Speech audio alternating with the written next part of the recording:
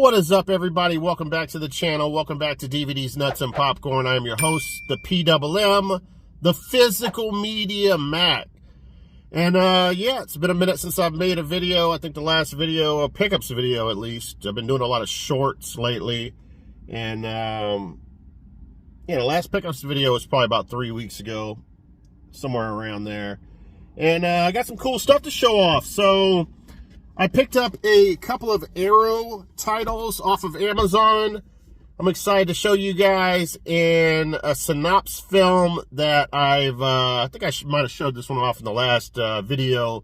I finally got around to watching it. I actually had to send it back because, or I didn't send it back. I got a free movie. I emailed this guy from Synapse because I was having issues with, it was freezing up on me. But anyway. And then I picked up a Blue Underground title as well off of Amazon. And so, yeah, very cool. Then I picked up a Laserdisc from Half Price Books. It's one of the harder Laserdisc horror films to find. I think there was only one on eBay. And then I got a box full of Goodwill goodness, DVDs, and actually, one more Amazon Prime Blu-ray pickup. All right, let's get after it. Kind of feeling low energy. I just ate a bunch of Taco Bell.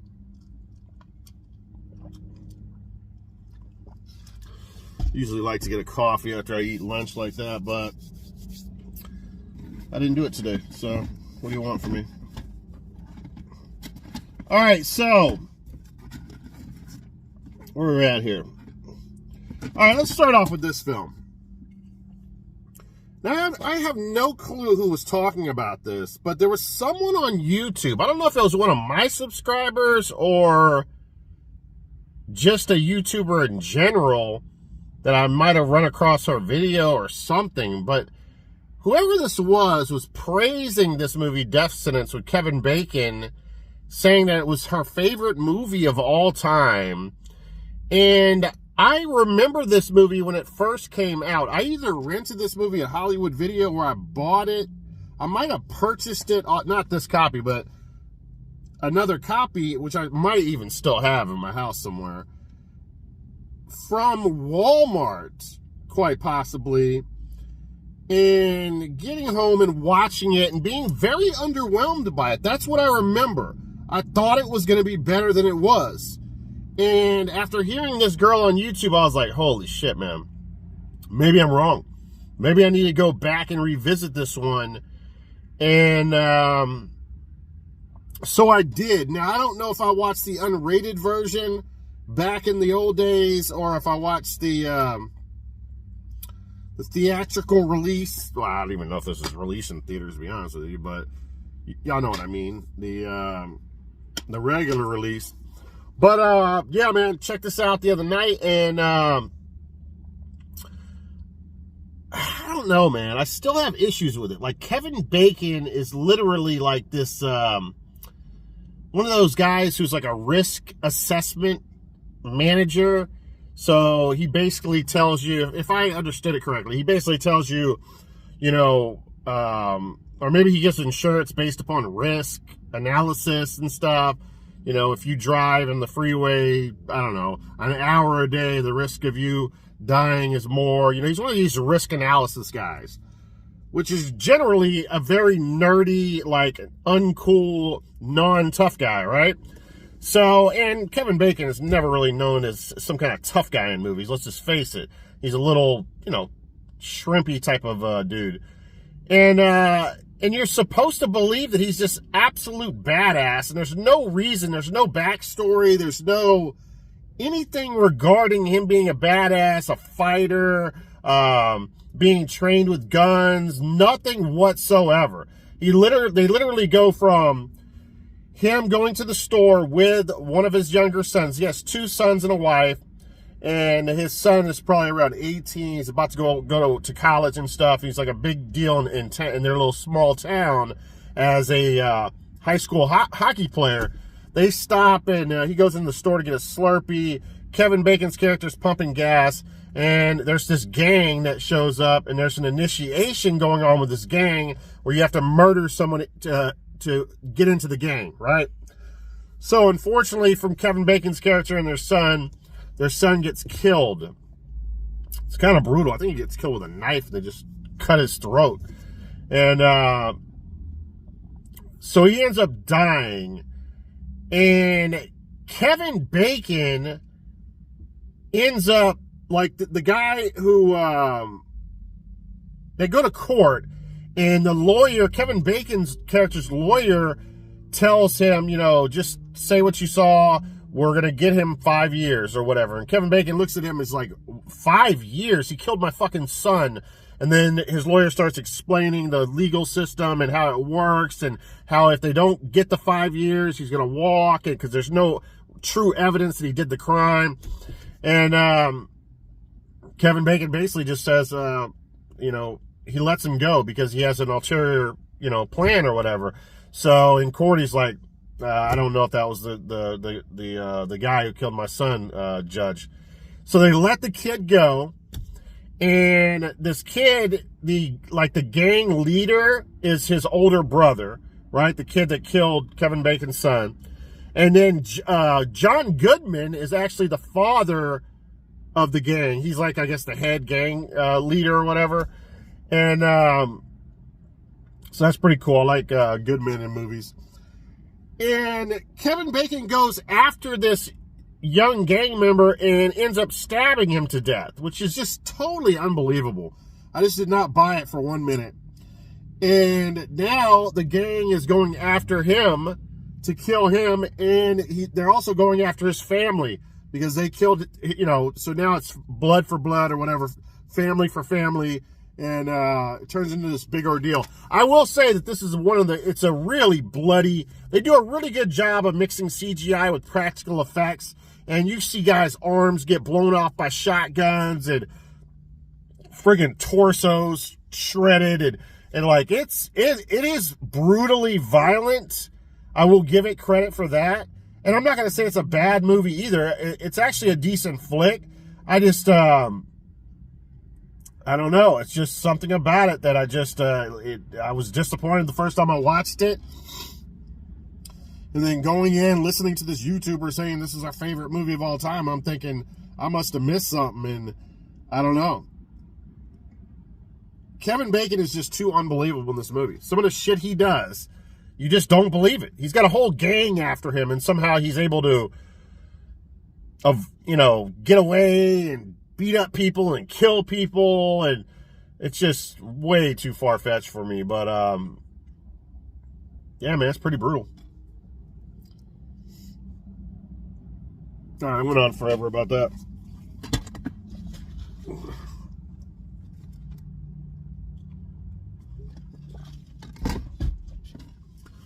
All right, this is a movie my buddy was talking about in a live stream, and you know, I love everything Roy Scheider, so, which is, by the way, a terrible name for a movie. The 7-Ups. I'm not even sure why they call it the 7-Ups. But this is a very, like, French Connectionist. What am I saying? French Connection-esque movie. The 7-Ups. And they take justice one step further. So anyway, this is it says from the producer of Bullet and The French Connection comes the final film in the whoa, what kind of word is this? In the triumvirate of heart racing. What the fuck is that? Triumvirate. I've never heard this word before. They're making up words in the back of this DVD. Anyway, vividly real police action thrillers, an adventure relentlessly compelling and delivered. Hammer. Who the fuck wrote this shit? I'm gonna stop reading it. All right, so we got two-time Academy Award nominee Roy Scheider leads a rogue squad of New York City cops. and name themselves after the minimum sentence of their targeted street hoods. Okay, now I get it. Still don't like the name. Often as violent and vicious thugs. Wait, what? Often as violent as the vicious thugs they pursue, these cops will stop at nothing to get justice in the courts, but more often in the streets. Careening with action from beginning to end, the 7-Ups is a spell-binding tale that culminates in a harrowing chase sequence. Okay, yeah, this is supposed to have one of the top 3 greatest car chase sequences in the history of movies. You know, obviously, French Connection, the producer of French Connection has possibly the best. I think Bullet too, right? Whatever this guy produces, it has the best car chases of all time. How about one of the best boat chases? Amsterdam. The serial killer Amsterdam movie. Great boat chase scene. All right. Cops, culprits, crimes, conspiracies. Supposed to be the chapter selection. Oh no, here we go.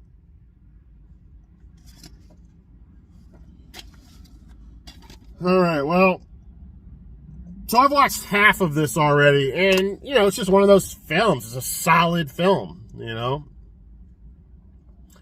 Hard to pull any punches with it. I mean, it's a solid little crime film. I've still not seen French Connection, which shame on me, but apparently Gene Hackman plays a way bigger role than Scheider does. Scheider is like all over this. This is a Scheider film for sure. The 7-Ups. Check it out if you dare. All right, another Dolph Lundgren film that I've not seen before, and this is called The Russian Specialist. They took his family. Now he's out for revenge. Action superstar Dolph Lundgren, Rocky IV, Universal Soldier, directs and stars in The Russian Specialist, an explosive and fast-paced action thriller. Lundgren plays Nick Karenko, a former Special Forces soldier forced to leave his home in Russia and escape to Los Angeles when ruthless gangsters kill his wife and son. Living a simple life as an auto mechanic, Nick is offered a hefty reward to go back to Russia to retrieve a wealthy woman's kidnapped daughter. Nick is not interested until he finds out the kidnapper is the same mob boss who killed his family. All right, so yeah, I didn't even know Dolph Lundgren directed films, so pretty cool. He directed his own movie here. I think this got like a 5 on IMDb, which is not too bad. It's probably a pretty decent film. The Russian Specialist.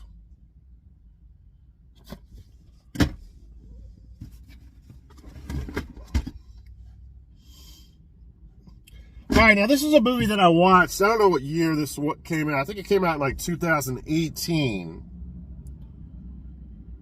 And this movie, 2019, is one of my favorite horror movies of 2019.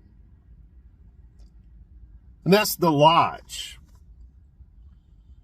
Now, I love movies that are in the snow, and I love even more snow horror films. And this has got both of those. So, right up my alley. Now, I will say something about this film, as much as I don't want to shit on it, because, again, it's one of my favorite. It kind of split. It had split reviews from people back in 2019, and I didn't get it because I was like, are you kidding me? Did you watch the same film that I watched? Why some people didn't think it was one of the best horror films of the year. It was just shockingly odd to me, but I will say this, first watch, enjoyed it much more. Now, probably a couple years later, me seeing it, I think it was about 2 years ago that I watched it. Was it too soon? I don't know. I really don't feel like that's too soon, but this movie has a twist to it, and it's one of those films I hate to admit that twist kind of ruins future viewings of it, if that makes any sense. I'm trying to think of a good movie, a good example to give you. The Jordan Peele movie, Us. Okay, that's probably a good example. Once you know the twist in that movie, it's not as good. And I would say this one even more so, because it's such a big reveal. And basically what happens is, let me make sure I'm saying this right. I'm pretty sure it was her, because I don't see her in movies a lot anymore, so it's kind of cool to see her in a film. But I believe it was it was. Alicia Silverstone is a mother of 2 kids, and she's getting this guy's getting a divorce from her, and she's really depressed about it. And she literally sits at a coffee table. It's very disturbing. She sits at not a coffee table. She sits at a dining room table by herself in the beginning of the movie. And she takes off her necklace, puts it on the table, pours a glass of red wine, drinks a glass of red wine, sticks a gun in her mouth, and shoots her brains out the back of her head. It's just simple as that. So very shocking in beginning to the film. And so the father or the husband was leaving her for a much younger woman. And I think he's is he a psychologist or a book writer or something like that, or a documentary person, documentarian. Yeah, that's the word. I'm having problems with the English language here. But anyway, even the kids at their young age are like, you shouldn't be with her and stuff. She's too young, and she's your student, or she's the person you're doing research on, or whatever. So this younger woman, which, by the way, really weird. Like, what is her name? She probably wouldn't have the same name as Silverstone anyway.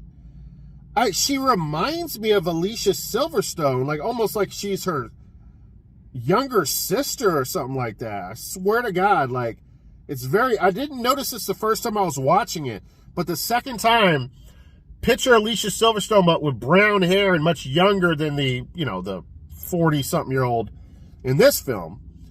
And, but yeah, a lot of similarities in her, facially. But anyway, as it turns out, he's studying her, or helping her, or whatever the hell he's doing. I don't know. And because she used to be part of this cult, like a cult where everyone commits suicide. And like, I don't know how many, it was 50 to 75 or 100 people committed suicide all at the same time. She was the only kid that did not do it. So so obviously she has a lot of traumatic experience from this, this moment in her life. So she's totally effed up, right? She's on medicine and stuff, trying to hold it together, even though now this is many years later, she's still pretty screwed up from the events, as you can imagine, right? So they go on a holiday in the middle of nowhere, literally, like, it's like a cabin, this beautiful cabin out in the middle of, nowhere, out in the snow. And for some reason, he has to go back to work. The kids don't want to go. They hate her. Even the kids are hating him because, it's too early. He shouldn't be dating anybody. He shouldn't be getting married to this woman. And so they got an attitude and all. And he has to go back to work. So he literally leaves the kids with this woman they do not want to be with, out in the middle of nowhere, trapped in a cabin in the snow. That's the setup to the film, guys. And it's a mean-spirited film.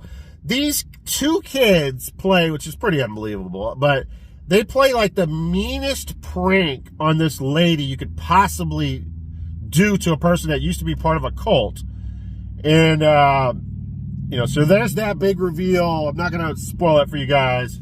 And then everything comes full circle in the end where it comes back to haunt the children. Let me just put it to you that way. And It's a solid film, man. I'm glad I got it in the collection. But again, a second viewing, it's much better the first time. If you've never watched this movie, you gotta see this film. Really cool shit. Who directed this shit? I'm not saying shit too much. Alright, I wish I had my coffee, man. What the hell is this? I ordered coffee and there's Coke on the side of it? Ugh, it's gross.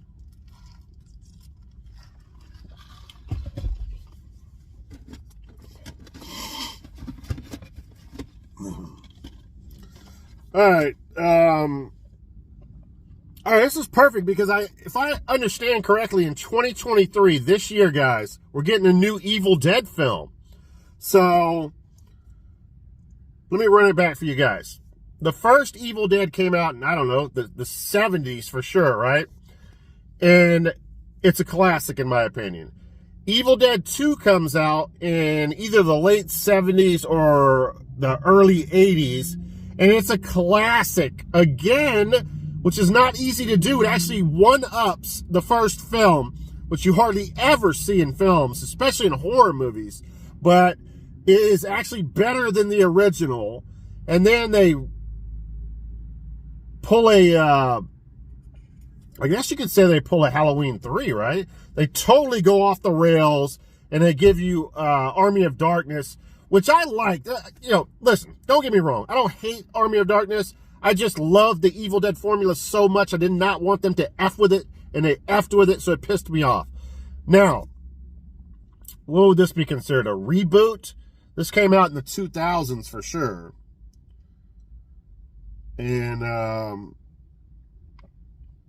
Sam Raimi, did he produce this? I think Sam Raimi, Fede Alvarez directed it.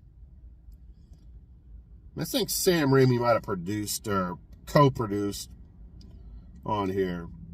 It's hard to tell. Sometimes there's multiple producers and they just put his name on there because he's got a big name, right? But anyway, now, I feel like I remember enjoying this one, but I kind of forgot about it. And then I was hearing people talk about it recently. I was like, holy shit, man, was that one as good as people are talking? And I don't know what happened, guys. I only watched like the first 30, 35 minutes of it and got pulled off of it. This was like 4 months ago. So I really need to get back to this. Probably what I'm going to do is I'm going to watch the whole Evil Dead franchise again in preparation for the 2023 release. And I'll watch this one last. Now, I think this is a reboot of the original, or you could say Evil Dead 2, because Evil Dead 2 is really a reboot of the original as well. Now, what I love about this film, at least, see, the problem with this film is going to be the CGI. When I stopped watching it at the 30 to 35 minute mark, they were showing some CGI that was really, really bothering me. So that might be my issue with this film, but I love the setup to this movie. A brother of a younger sister. The younger sister is a drug addict, and all of their friends, maybe even her boyfriend, I can't remember, but all of their friends and family, or maybe it's just friends and stuff, okay? They all take this drug addict away to this cabin in the middle of the woods, Evil Dead style, a cabin in the middle of the woods, right? To get her off of drugs. And she starts seeing like trees trying to fuck her and shit like that. Some Evil Dead type of shit, right? And she's telling them, we got to get the F out of here. I do not want to be here any longer. And they're looking at her saying, we've heard it all before, honey. You're a drug addict. Of course you want to get out of here. We don't believe you. Stop lying to us. So it's this ultimate conundrum where they don't believe what the hell she's saying, and all this crazy shit is happening, and her drug addiction is blurring the lines between what's real and what's not real, at least in their eyes. And so I love that setup. It's a beautiful thing. So I need to go back and watch this again. I'm going to watch the whole series. And if anything that's going to hurt this film, it's going to be CGI. I'm telling you right now.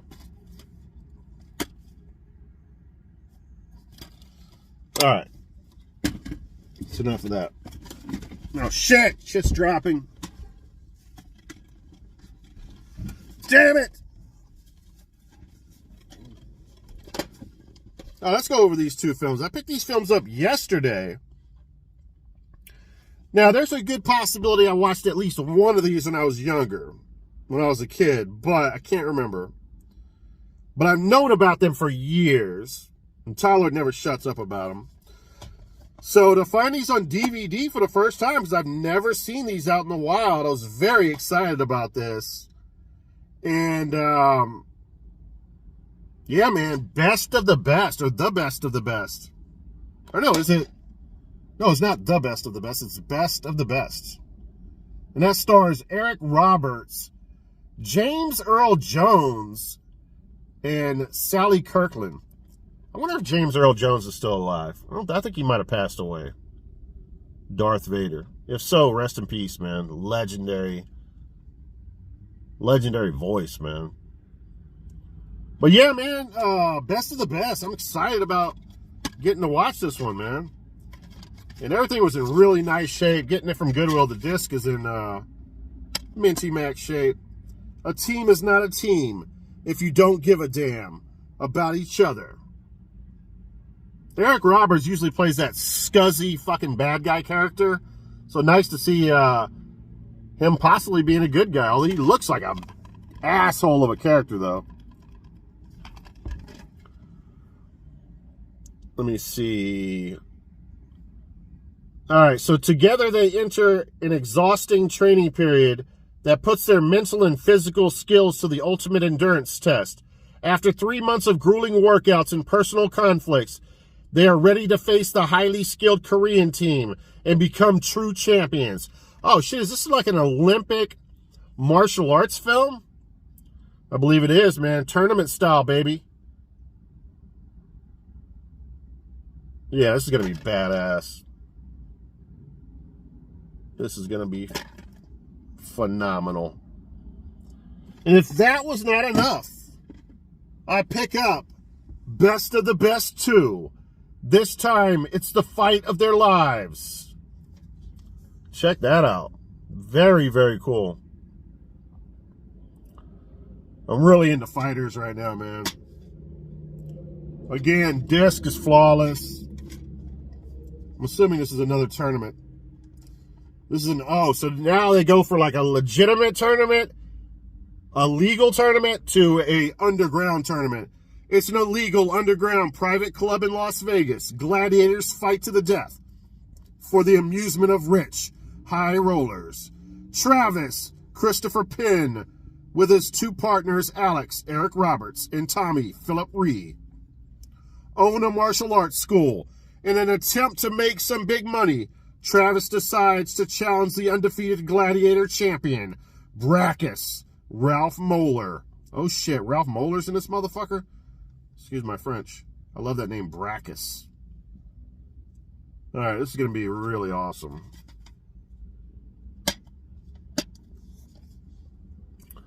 Best of the best too, man. What more can I say? Alright, let's get into this Laserdisc really quick here.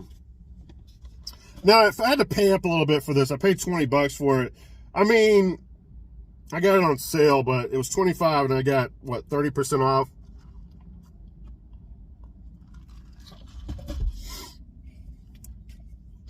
But I've talked about this movie ad nauseum, like, so much on this channel. I won't say too much about it.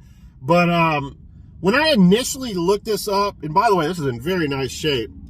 This is one of the harder to find horror flicks on Laserdisc. And I'm a big Laserdisc collector and a big horror Laserdisc collector as well. So, yeah, Vamp. And when I initially looked this up, I could find 0 copies on eBay. So that really piqued my interest.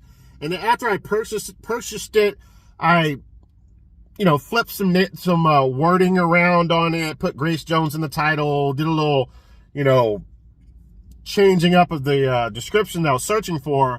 Finally, 1 copy popped up. So I can only find 1 copy on eBay, which tells me this is one of the harder horror flicks to find. Image Entertainment classic label there. And, you know, welcome to the After Dark Club, the hottest acts in town. Let the ferocious temptress, Katrina Grace Jones, weave her web of divine passion. I won't read all of it. I've read this before. But anyway, yeah, man. Vampire strip club movie. Possibly the best vampire strip club movie ever made. I love it, man. It's so good. He's not... Oh, actually, he is. This guy is the best friend, or the guy, the co-star in Nightmare on Elm Street Part 2.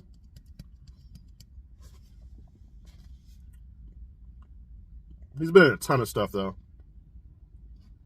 This guy right here, I don't know. Can't remember. Little baby boy looking dude. I think that's Chris Makepeace. Robert Rustler. I don't know. But yeah, man, this thing is in sweet shape.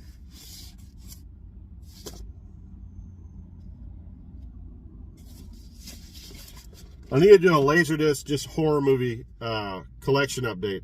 Nobody will watch it. People don't like Laserdisc for some reason, but maybe one day I'll find that audience. Who knows?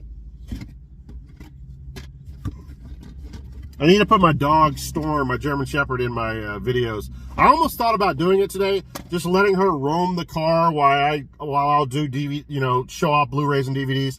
That way, maybe I can get some views on these videos. My shorts videos with her, 3,000 views in like 18 minutes. Like, it's ridiculous. So apparently, I need to put her in these videos as well. I would have done it, by the way, but it's one of those muddy days where she's sloshing around the backyard. I don't even want her in my car with her muddy feet. Could have cleaned her, I guess, but it's too much of a hassle. Next video, Storm will be wandering the car as we do this. It'll be a nightmare for me, but hopefully you guys will enjoy it.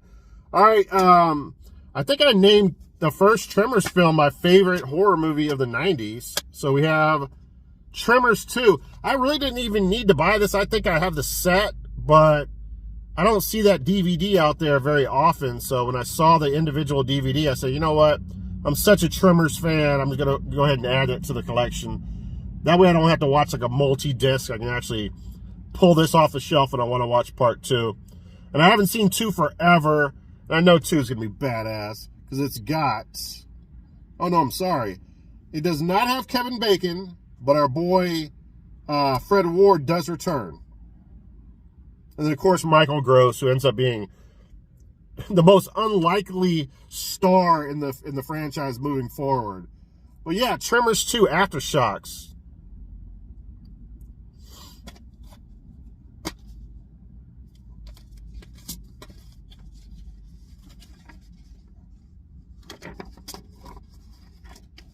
Got a cool little chapter selection in there. The worms have turned. Yeah, Gross with the sniper rifle. He ends up being a badass in the movies. You never think from the first film that he's going to be such a badass, but well, he was cool in the first film, you know, because they're like survivalist. Him and you know what really hurts is not having his wife back though. Reba McEntire. Was it Reba McEntire? Or am I losing my mind? One of those country singers. That sucks.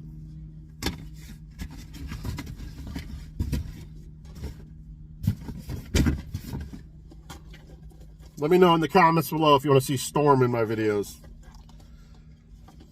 All right, now all the boutique goodness. I hate the fact that I'm starting to be a boutique guy. I'm not as bad as some people, you know. It's like, but I pick up a few here and there because, I mean, listen, man, whether boutique or not, there's VHS out there. This is the reason why I collect them. There's VHS out there that never get DVD releases, that never get Blu-ray releases. So for certain, when they do, I will pay the extra money just to watch them. You know, I don't mind watching anything on DVD, but I'm really not with the whole VHS bullshit these days. I'm sorry. I will pay boutique prices. All right, now, speaking of a movie that never got a Blu-ray release, and I am a huge fan of The Hitcher. Rest in peace. I can't think of his name. Rutger Hauer. Rest in peace, Rutger Hauer. Is Rutger Hauer dead? Yeah, he's dead. I'm pretty certain. So this is right up my alley. Hitchhike. I've been wanting to watch this for years. By the way, this is a Blue Underground title. I picked this up from MVD. Shop MVD. Awesome website. And they throw sales every so often. I got in on the Black Friday sale and got some amazing deals. And this was like a, I don't know, New Year's sale that I got in on. Now, this has David Hess, the ultimate bad guy from the 70s and early 80s. It also has Franco Nero in the film as well. Italian superstar. And so this is what happened when I opened the plastic. I'm taking the cellophane off, and somehow I do this. Completely shred the case. And I don't even think I opened it with a knife. I opened it with my hand. How the hell did this happen? I mean, I have no clue. Anyway, I have to replace the case on there. But again, huge fan of Hitcher, so a Hitchhike movie, man. David Hess is a badass. Obviously from John Carpenter's The Last House on the Left. I don't know why I couldn't think of that. He's one of the he's the main bad guy from The Last House on the Left. That's what everybody knows him from. Then you have House at the Edge of the Park, which everybody just acts like it's the greatest movie of all time. And I'm just not a huge fan of it. I actually sold my copy of it. So David Hess doing the same shit he did in the other movie. It's like, we've already seen this. We don't need to see that again. Anyway, I'm going off on a rant. But, yeah, I do need to see David Hess in the back of cars acting like a maniac. So, basically, David Hess and a crew of guys rob a bank for $1 million, I think. And he's carrying around a briefcase by himself. So there was some backstabbing, some shit that went down with the crew and stuff. So now David Hess has all the money. He's by himself with a briefcase, hitchhiking on the side of the road. And Franco Nero and this beautiful woman that's in the film that shows her tits like half of the movie. Corinne Clary.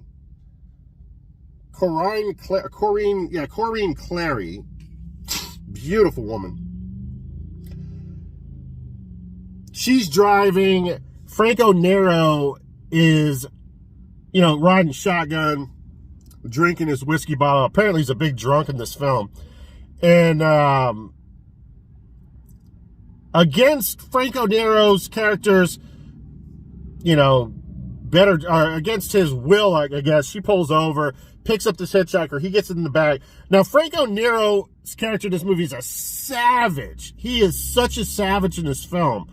He literally, before they meet David Hess, they're away on this vacation or whatever, and he just starts ripping her shirt off while she's driving the car and grabbing her breast, throws her in the back of the vehicle, and basically rapes her, but it's his girlfriend. And she's telling him, no, don't do it. And then sooner or later, she just gives in to him. I guess it's something they do or whatever.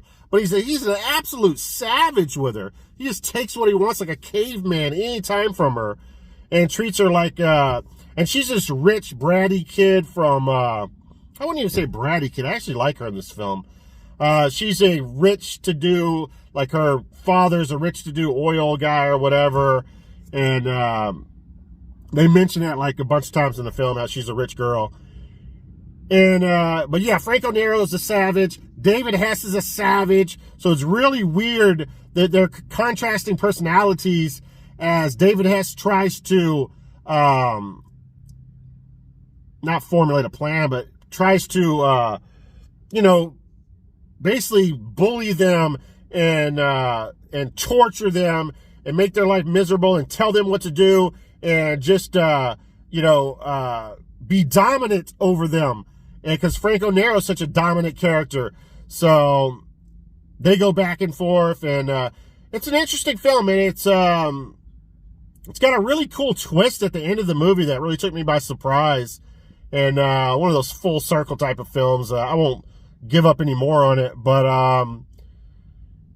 yeah, man, it's a story about David Hess trying to get to Mexico and having them drive into Mexico because he's like, well, if I'm with you guys, they might believe that I'm a friend and we're just traveling or whatever, and you're the husband and wife, and I'll be able to get in. And there's a scene like early on where police pull them over, and Franco Nero used like a match to write help on the bottom of the matchbox. And when I was about to say Border Patrol, the state troopers pull them over, Hess is in the back again. He pulls out the matchbook and like unfolds it, and the cop actually sees the help and walks away, and you think, oh, okay, maybe he didn't really see it, or maybe he's going to get the other cop and they're going to come back, and immediately David Hess shoots the guy. Bam! I mean, it looks like a real shot right through his head, kills the other cop, and then they take off, which, by the way, is very unbelievable. They're on this like road trip, and after killing 2 state troopers and leaving them there, you literally don't see cops the rest of the movie. It makes no sense, but you have to throw disbelief to the wind, I guess, with this one. But yeah, Hitchhike, man, glad I picked that one up. Blue Underground, and David Hess and Franco Nero are badasses in this. And again, I love the chick in it, man. Beautiful set of breasts, man. I like her as an actress, man, too, man. She's a good, I want to see her in some more stuff. She don't have to be naked, guys. Now, let me get a sip of water. We got 3 more movies here, and I'll let you guys go. Where am I at here? 42. That makes sense. I always do hour-long videos.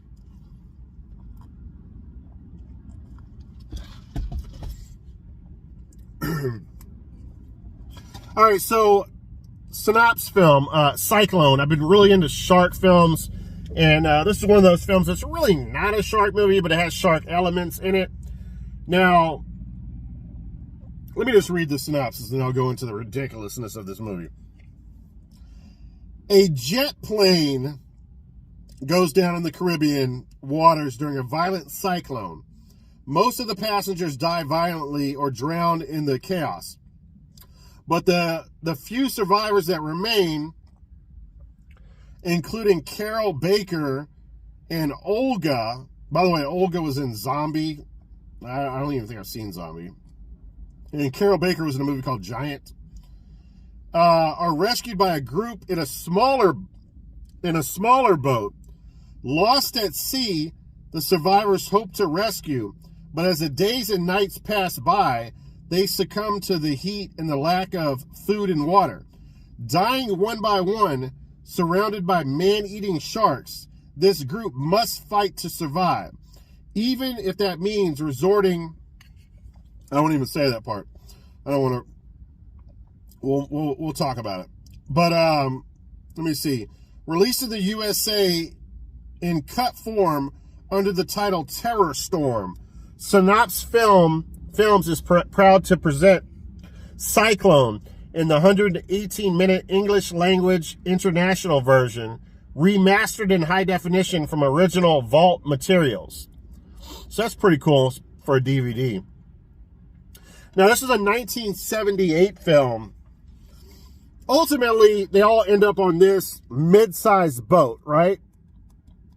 You kind of see it in the background right there as well. And I don't know, there's probably 20 people on the boat. And you got a captain, his shipmates, and you have just people from all over the United States that are like on vacation. And this boat has like a glass bottom, a center section to it, so you can fish watch and stuff like that. So it's a tourist boat. So they're trapped out in the middle of the ocean. No one's coming for them. And there's some fishermen on the boat as well They use some rope and some chain, and somehow they get a hook, and they're able to like throw it in there. And I don't know what they're using for bait at first, but they're able to fish and stuff. But then they run out of bait like really fast. So everybody's starving. People start dying on the boat. So now they're like, I think there's a priest on the boat, and he's like, you can't take, and you can't, we can't eat humans. We can't. They start talking about cannibalism and stuff. How in the movie, not in the movie, but in real life, how those people in the, what was it, in the Appalachia, in the mountains or whatever, they crashed and stuff. I can't remember where it was at. And they ended up eating the dead bodies and stuff. So they started talking about this because they're starving, right? And, but at first it's not to eat dead bodies. It's to basically cut the flesh off of one of the dead people and use it as bait. So they're really having to convince, like they're in this argument on the boat. Finally, they allow them to do that. But then they're like, as soon as you cut a little piece of meat off there, you got to throw the body in the water. So they only get like a little bit of bait. So they catch a fish with that. They eat the fish. It doesn't last long. It's like 20 people. Then someone dies. And finally, they are talked into cannibalism. And again, they're arguing about it or whatever. But sooner or later, they're cutting someone open. And they have like chunks of meat and stuff. And one by one, people are getting up and eating the human flesh. They can't cook it. They're eating like raw human flesh, which is really disgusting. And, oh shit, let me go back. So before all that happens, the most ridiculous scene, it is so hilarious. This one rich lady, this blonde chick, she has this dog. First of all, they have like a cooler that has like melted ice in it. So that's the only water they have. So they're literally like they're putting a little water in everybody's bottle. So everyone gets like a bottle with a little bit of water. So they're having to save. And she's asking for twice as much because she has the dog. And everybody's like, fuck that dog. That dog shouldn't survive. We don't care about that dog. And then later on, she goes, there's this boy who gets, so they finally get the last of the water. They're told, you get no more water. And this one young boy is on top of the boat. She sees him go up there. She leaves the dog behind and gets on top of the boat. She ends up giving this guy $1,000 for his water. And he takes it, and she takes the water. One of the older guys on there, like a fisherman, sees what's going on. And when she goes back to her seat, she's pouring out the water for the dog in the bowl. The fisherman gets so furious. He runs over there, grabs the dog, this little poodle-looking fucking dog, excuse my French, throws it in the water, right? And she's screaming her ass off. This other Brutus-looking dude, he's like a fisherman, like, that hardly speaks any English, runs, jumps in the water where he could get killed by a shark, grabs the dog out of the water. They pull him back into the boat. He saves the dog. And you're thinking to myself, and the other fisherman ask him, why did you do that? Why did you save the dog? And the fucking guy takes a knife and says, this is why. Cuts the friggin' dog's head off, basically. And they start chopping the dog into pieces so that everybody can have some food and stuff. It's the funniest shit. I was laughing my ass off. So, after this happens, this is before the cannibalism stuff, okay, the dogalism, I guess you could call it. Before the human cannibalism happens, I thought they were going to go there, man. This is a Spanish film. I really thought they were going to go there. Like, this is how sadistic my mind is. After that dog sequence, there's a pregnant woman on the boat. And the director fucks with your head on this one. Excuse my French again. Or excuse my English. I don't know why we always say French. Is the F word a French word? It's not a French word. But anyway, I think there's a doctor on the boat too. So they deliver this lady's baby, right? And I'm already thinking this, but the director F's with your head. So for some reason, this is the most baby-friendly ship of all time. They've already cut a dog's head off. They're eating dogs. So, but as sadistic as that may sound, oh, they love new babies. So almost every one of them is saying, can I hold the baby for a second? And they're literally passing the baby around. All these like, you know, fishermen and like just like dirty motherfuckers and shit are touching the babies and stuff. You know, some of the lowest like people on earth are like on the boat. Like, I don't know. It's like, you know, there's classism obviously on the boat. And, you know, these people are touching the boat, probably dog blood all over their hands. It's just disgusting. And and I'm thinking in my head, I'm like, these motherfuckers, it literally gets to the person who cut the dog's head off. He's the last one that holds the baby, and he's like, oh, look at the baby. And I'm like, this motherfucker is going to cut this baby's head off. I swear to God, I thought they were going to go there. And finally, that guy passes the baby back to the mother. I was shocked. I thought they were going to kill the baby. And then later on, I'm even thinking even more. Then all of a sudden, because remember, they're starving. If they don't have water, they're going to die. And all of a sudden now, this woman, she's got breasts full of milk. The baby's like drinking milk out her breast. And I'm thinking to myself, are they going to fucking rape her and like suck the milk out of her breast to survive? These are all the crazy things that are going on in my head in this movie. So I won't tell you if any of that stuff happens. Let me just put it to you that way. But yes, later on they do start eating people, and yeah, man, it's an interesting film, man. It's oh my God, some of the dialogue. I think the dialogue is dubbed. The voices are dubbed, I believe. And it has some of the most stupid dialogue. The delivery of the dialogue is done so poorly. You have scenes where the one kid's going, if we don't get any food and water, very soon we're all gonna die. You know, just like little dumb little scenes, like, you know, if they don't find us, we need water between 3 to 5 days, or we will not survive. You know, I don't know, just a little weird everything is dubbed in the film. It's just like, you don't even believe it's coming out of their mouths and stuff. But anyway,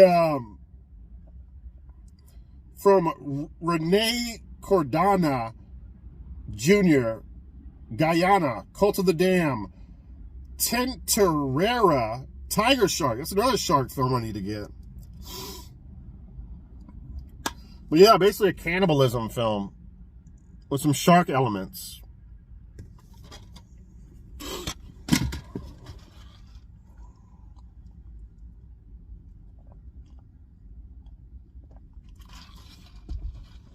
If we don't get food and water, we're gonna die. It's almost like the guy from Napoleon Dynamite's voice in the movie. All right, so last two Arrow titles here. I went out and picked up Creep Show. I got like 50% off on this, man. I think I paid like $12.99 or some shit for this. Maybe even cheaper than that. Great deal. This does have the reversible art. Comes with... I ain't gotta tell you all about this shit, man. This movie is so classic. You know what? I don't think I've ever seen this movie, Edge of Sanity, with our boy from Psycho there, Anthony Perkins.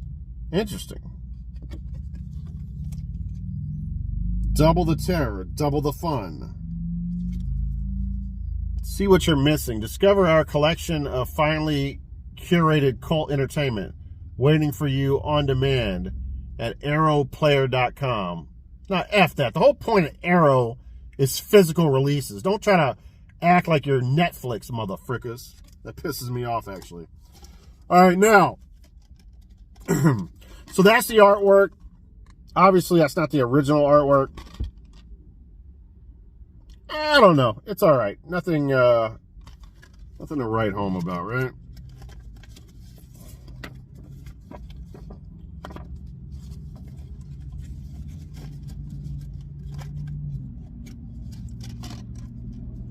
And this is the original artwork. I'll take the original.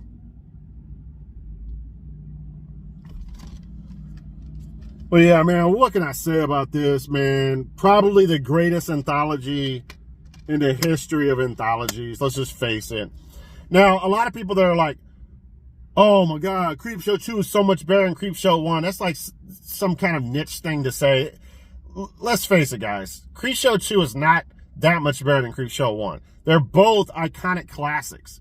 I mean, listen, this has got Chief Woodenhead, which is one of my favorites. It's got The Raft, which quite possibly could be my favorite. And it's got The Hitchhiker, which is definitely the less of those three. It only has 3. The original has the classic with Ted Danson, the head in the beach, right? Where the head is in the beach and the tide is rolling in. Absolute classic. It's got the roach one. I mean, come on, guys. And it's got the crate with the creature from the crate. So both of them are amazing films. I've never seen Creepshow 3, believe it or not. I heard it's terrible. Had to get this, man. I put it in. I watched it. It's the treatment looks great. The Blu-ray. I'm assuming this is like a 4K treatment, right? Let's see what it says here.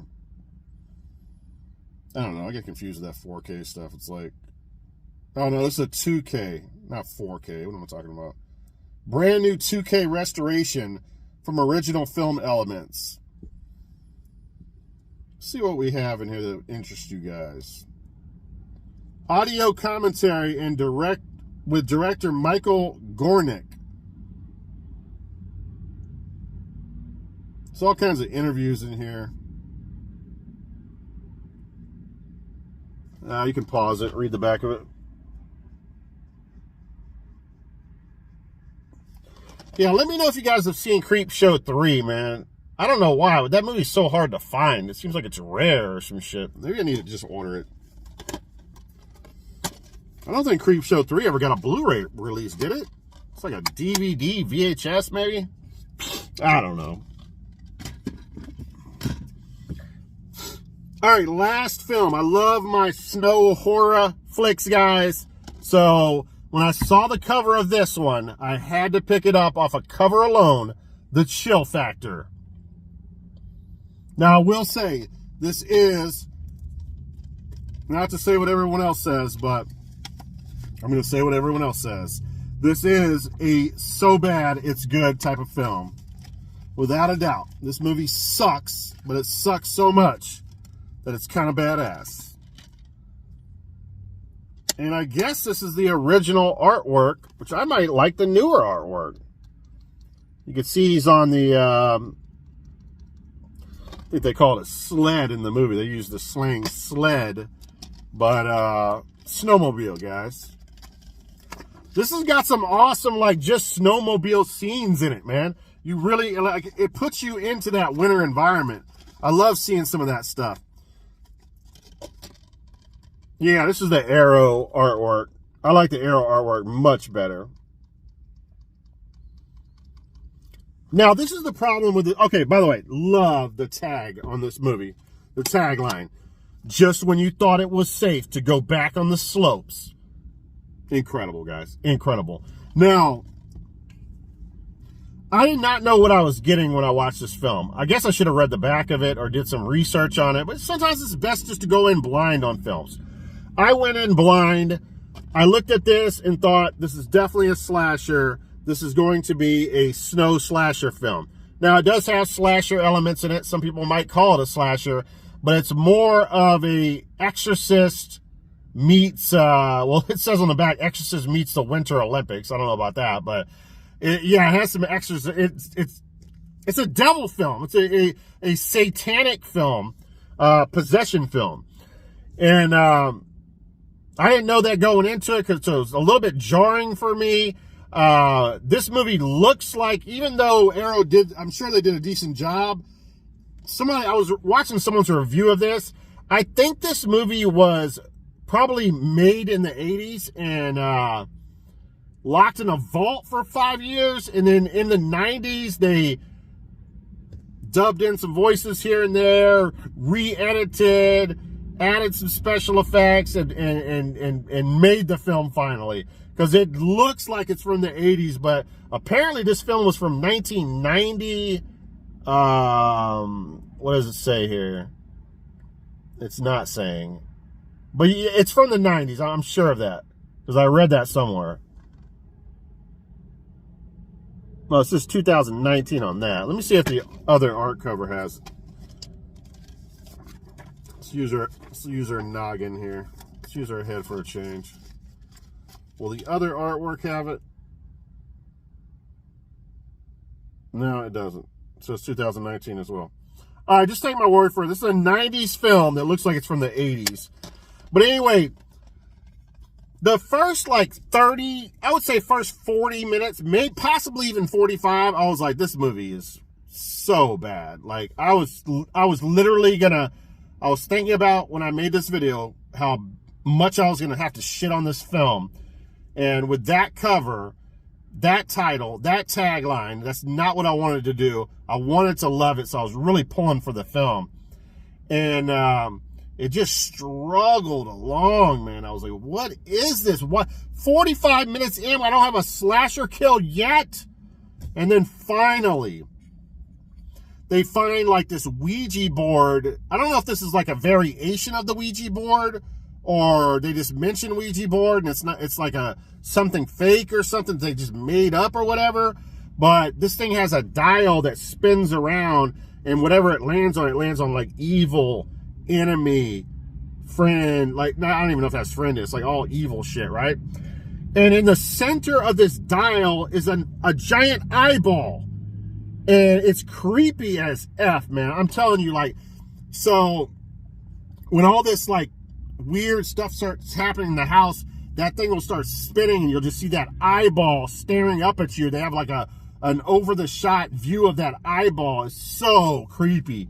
And exorcist shit starts happening in this house. They find a house that used to be like this snow camp for kids to, I guess, learn how to jet ski and snowmobile and stuff like that or whatever, or to learn how to ski. It's like a ski camp or whatever. But apparently it was run by Satanists or this cult, right? So I guess it ended up burning down or whatever, which is weird because like it's there, but I think later on they revealed that it's not there. It was burned down or whatever. But when they start effing with this Ouija board with a dial on it, I guess you could say, prior to that, there's two of the guys that are part of this group that go on vacation snowmobiling. They get in a race and he flies off and hits a tree and gets concussed, and his arm gets severed, his hand gets severed, and you see the bone. It's actually done very well. The guy who worked on this actually worked on I think some really good films. Hellraiser, the producer of this, did Hellraiser and Hellraiser 2, Hellbound. Christopher Webster directed it, and he produced Hellraiser and Hellraiser 2, Hellbound. So good pedigree with this guy. And you could tell, man, stuff like the practical effects really looked good in this film. So the guy who got hurt, right, concussed and stuff, hand got all effed up, he's like passed out the whole first 30 minutes or whatever, and he's the one that gets possessed. I guess when they start messing with that Ouija, the devil possesses him. So that's what the movie, I'll try not to give too much more away, but this is all of a sudden a movie that was spiraling out of control. It was taking a nosedive, right? Pulls up somehow in the last like 30 minutes of the movie, saves the fucking movie, and I actually really enjoy it. Again, really bad, but they start showing some of these practical effects. Some of the kills are so friggin' awesome. There's death by volleyball net in this movie. Dude, this right here, this scene right here is done so well. Kudos to Christopher Webster. That's a real scene in the movie where an ice pick kills somebody. It's badass. A ceiling fan kills somebody. I'm telling you guys, this is a fun film. The audio is bad. The music in the movie is terrible. There's some kind of narrator, like it's the Christmas Story, talking over shit she shouldn't be talking over. That sounds terrible. It's a shit show, man. But a demonic possession movie slash slasher snowmobile movie. I can't make this shit up, guys. The chill factor. You definitely have to check this one out. All right, guys, thanks for checking out the video. Good luck out there finding whatever physical media that you are looking for in the wild. And I need to break a window. I haven't done one in a few videos here. Damn! Glass is everywhere. Holy crap. All right, guys. I'm the Physical Media Mac, and I will see you guys in the next video.